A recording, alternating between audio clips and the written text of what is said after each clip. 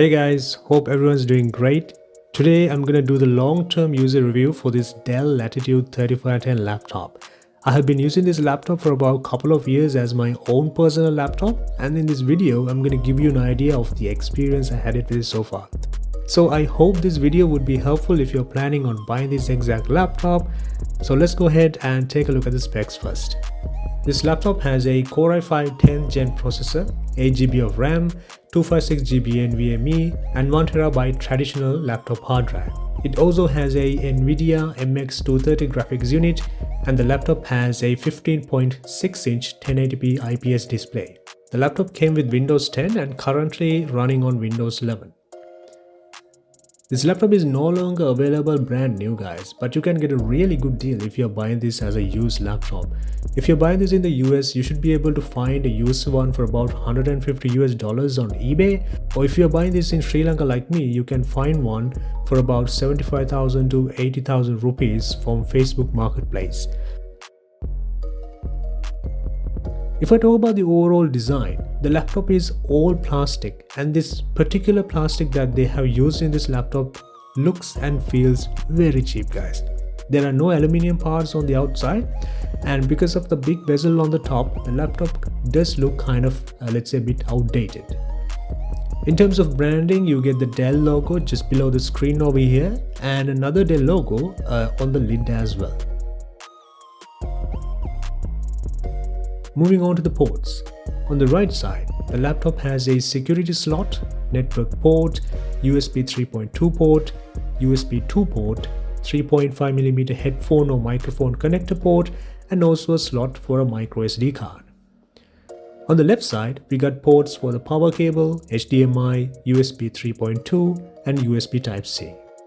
On the bottom, it has an intake for the cooling fans, and the air vents are located over here on this laptop. If I talk about the display guys, the display is 1080p 15.6 inches, is an IPS panel and has a maximum brightness of 220 nits. In terms of picture quality guys, the picture quality is really good and I really enjoyed watching movies on this laptop, and the colors looks very accurate and very pleasing to look at. Also, it's an anti-glare screen, so you will not see any reflections while you're using this laptop. In terms of viewing angles, the viewing angles are alright, but you will start to notice that the color is gonna shift when you pass the 45-degree angle from the sides guys. Maximum brightness looks like this, and the lowest brightness looks like this. Perfect for indoor use. The laptop has a full keyboard with a numeric keypad on the right side guys, along with some special functions such as brightness control, volume control, options for second monitor as such on the top bar. The keys have decent key travel and very comfortable to type with. The keyboard is a non-backlit keyboard, which is something you can expect from these budget laptops.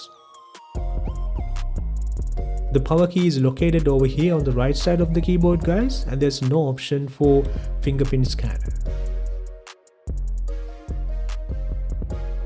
The laptop has a decent sized trackpad with a built-in left and right click. The trackpad is pretty smooth with accurate inputs and it will help you get the job done. It also supports multi-finger touch just like any other modern laptop guys.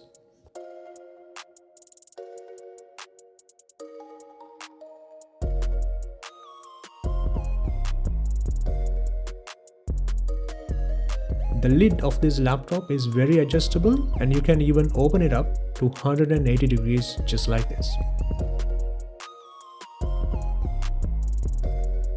Now, this laptop has a 720p webcam on the front and it doesn't have a privacy shutter guys. The camera quality is not the best and you will need a lot of light in your room to get a clear image from this camera guys. But it is good enough, if you're participating in a meeting once in a while. The microphone is on the top of this laptop and the quality is a bit average as well. There are two stereo speakers on the bottom of this laptop guys. The sound quality is not the best and it's kind of let's say the worst speakers that I ever came across on a laptop.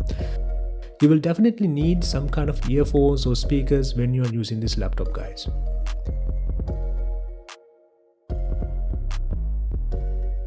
In terms of performance, it still performs really well even though it's a 10th gen laptop. I use this laptop mainly to watch movies or YouTube, or if not listening to music, or if not browsing the web. And to be honest, I experience very minimum lag on this laptop. Since the laptop has a dedicated Nvidia chip, you can even do some light gaming or video editing as well. And personally, I think I should be able to use this laptop for a few more years without any problems. Browsing speed, page loading speed is very decent as you can see over here, and you will not see much of drops in performance while browsing the web. The slowness that you see over here when browsing is because of the slowness of the internet, guys. It's been raining continuously in my area, so the internet has been very slow, so sorry about that.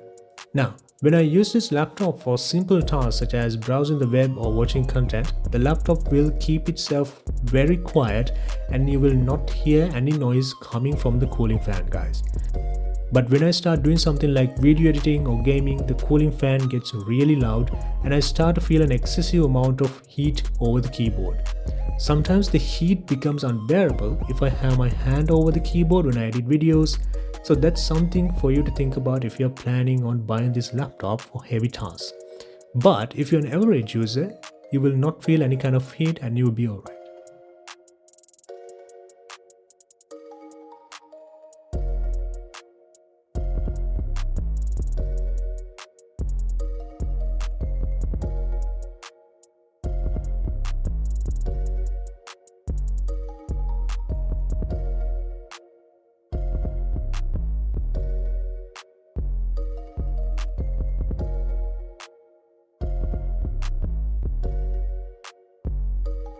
If I talk about battery life, I get about 2 hours of battery life right now. And it used to be better. This is something that you can actually expect the battery to degrade over time because the component gets older.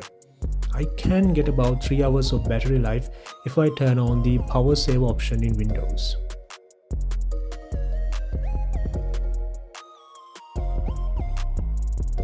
Now, one of the problems that I face with this laptop is with the laptop lid. Something went wrong inside and the laptop hinge doesn't work as it should. It does work, but the hinge is not strong as it used to be. So if I open the lid to this level and release my hand, it will no longer hold the lid and it will just drop it. But the good thing is, because the hinge is loose, I can open the lid with just one hand. Another issue that I face with this laptop, guys, is that this laptop will no longer go to sleep when I close the lid. It happened after the issue with the hinge, so I believe it's kind of connected. It is what it is. So in conclusion, guys, overall I can still recommend this laptop if you are planning on buying one, guys. And you will be able to get a really good deal for a used laptop like this, guys. This laptop still performs well and it basically handles anything that I just throw at it. And if you're an average user, you will not face any kind of problems with performance on this laptop, guys. So yeah, I hope you guys enjoyed the video. Thank you for tuning in and I'll see you on the next one.